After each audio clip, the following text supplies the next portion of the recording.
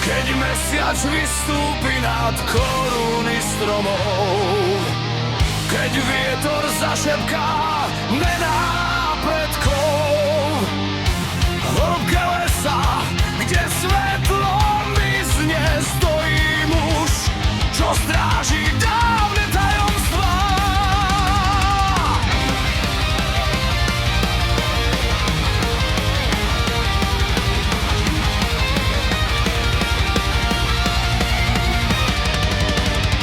Pomachu kráča v tieni stromov, pod nohami cíti zem svojich otcov. V očiach má oheň, v rukách starý meč, pozná každý chodník, každý les. Nik nevie, odkiaľ prišiel, nik nepozná jeho tvár, iba staré stromy šepkajú, že je ich posledný strážca. A keď sa zotmie, keď havran zakričí, les sa prebudí a zem sa zachveje. Strážka starých lesov stojí tam, kde končí ľudský svet. Strážca starých lesov prisahal, že ich ochráni na veky.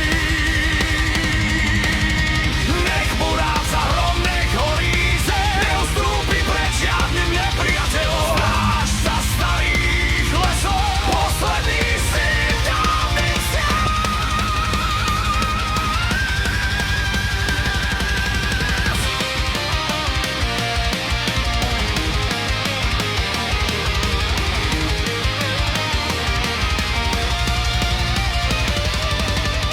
Prišiel raz človek s ohňom v rukách, chcel vyrúbať les a zbohatnúť na ňom.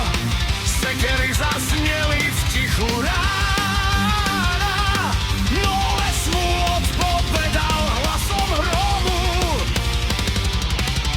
Korene sa zdvihli zo zeme, vietor roztrhal čiernu oblohu a medzi stromami stál on s mečom pripraveným v dlani. Toto nie je tvoj majetok, toto nie je tvoja korisť. Kým budem stáť na tejto zemi, les nebude patriť strate.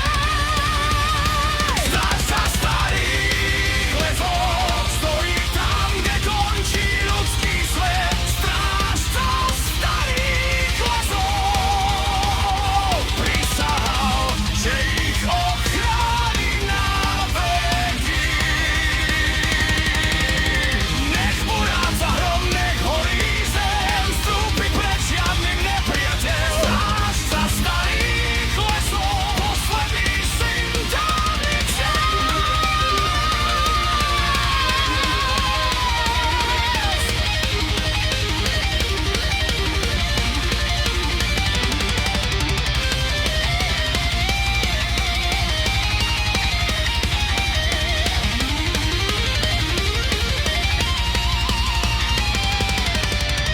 A keď raz padne jeho tela,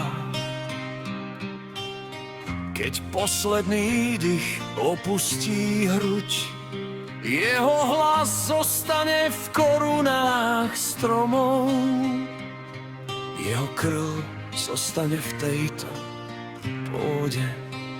A ďalší muž rastí